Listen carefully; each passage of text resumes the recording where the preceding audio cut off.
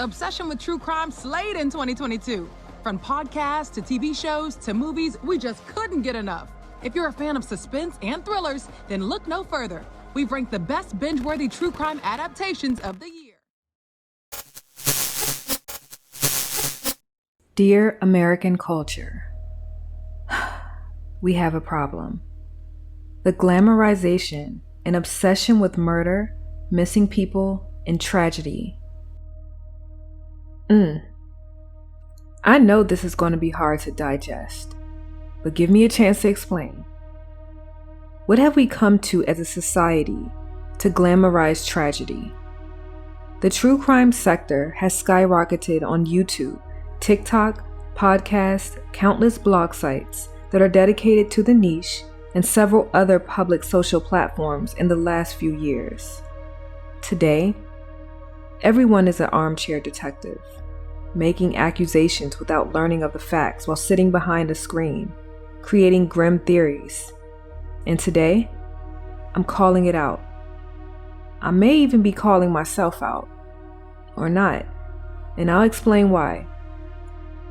I've been an avid viewer of YouTube for over a decade, and I've seen it grow into something transformative, open up new opportunities for creators, and introduce viewers to nearly every interest they have or want to pursue. But then, there's a dark side, makeup and murders, and the inclusive glamorization of stories of tragedy and loss. Those with this interest should focus it on a desideratum to see the case solved, equip yourself with the case details, and of course, to have the knowledge of these situations to stay vigilant and understand the many dangers of our society on a deeper level. I'm not saying this has to be your focus because you may consume the content just strictly for your entertainment, but I want you to understand what that exactly means. I support writing and creating sensible videos to bring awareness, sparking renewed interest on a victim's case, and to offer a broader reach. I mean, I do it here at The Missing Found. With cases in my community that are of Black victims, we just aren't receiving ample coverage as our counterparts, and that's where I commit. That's my lane. I want people to know that the true crime sector should not be consumed only for pure entertainment and just to pass time by, but to approach each case with care and respect since this is human tragedy.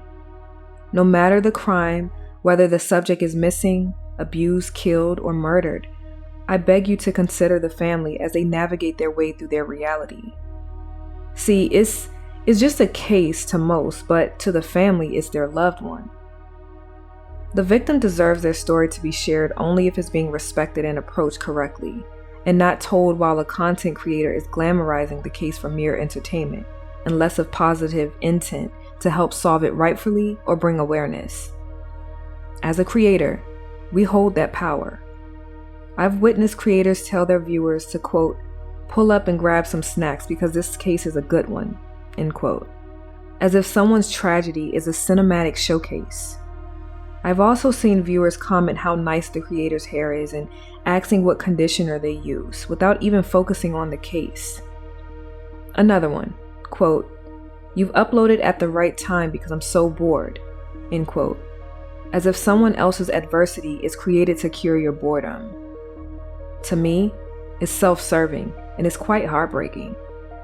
The focus should be directed on the case and the victim, and less of what shade of concealer they're adding next, all conceived from the whole makeup application and storytelling method. Remember, these are real cases and families are either looking for answers or somehow trying to move forward without their loved one. The dark side. America's obsession with true crime is a complex phenomenon that has deep roots in our country's culture and history. This does not apply to every listener, but it undoubtedly has a strong following surrounding the genre, in which we want because it sparks renewed interest in the case and applies pressure to law enforcement and those who may hold answers. The art and delivery of true crime is not a new concept. The first true crime magazine was called True Detective, which was first published in 1924. It featured commonsensical accounts of crimes and how they were solved. During the genre's heyday, prior to World War II, 200 different true crime magazines were sold on newsstands, with 6 million magazines sold every month. Most of it is human fascination. It's dark. I think naturally, we as humans just want to know. We want the answers. Oftentimes, these cases are just stories because it's almost inconceivable that another human that's just like you and I endured whatever tragedy they endured or enduring. It's birthed out of curiosity and a sense of trying to find the answer. I like to think of it as humans experiencing fear in a controlled environment, which clearly defines the complexity of criminal behavior and human interest. True crime has developed a sense of community to allow responsible and sensible discussions that conduce a possibility, an investigation with new eyes. The communal aspect of sleuths, fandoms, and creators are to share case elements to discuss the subject to bring about results, or simply to transfer information.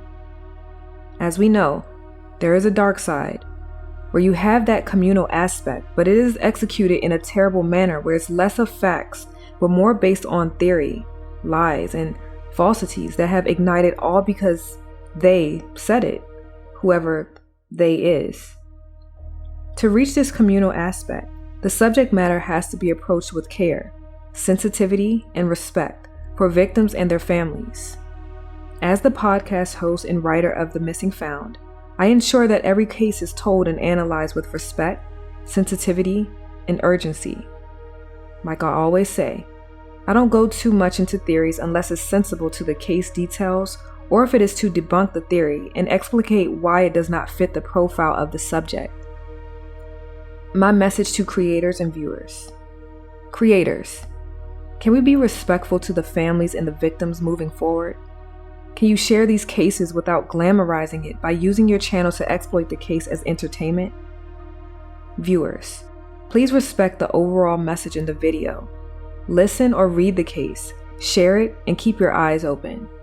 The family does not need your opinion. They don't want your input on what you think really happened, nor do they want you pointing the finger without you knowing the facts. If you do have the facts, bring it. I've spoken to some families, and how their case of their loved one is now a public discussion full of fallacious elements that holds no truth, which can taint the case. And of course, this is done by irresponsible journalism. Always remember, there are case details that are made for public consumption. Then there's that, plus the other details that only law enforcement knows. And then what the family knows. Sometimes families don't even know all of the details, especially if it's an ongoing investigation. So for you to place blame, verbally attack, or victim blame is not progressive nor appreciated. Please, be respectful and considerate to the circumstance.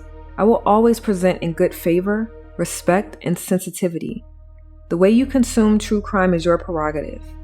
Just understand that these tragedies are real. Someone is going through them and it changed them greatly.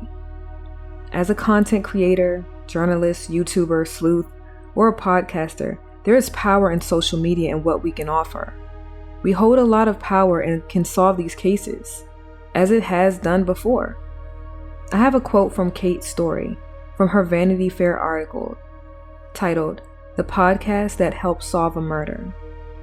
Quote, "When a podcast or a documentary or news article or book or any medium with a large audience draws new attention to a crime, it reaches a whole new group of people to put pressure on investigators and those who might have information with which to come forward." End quote.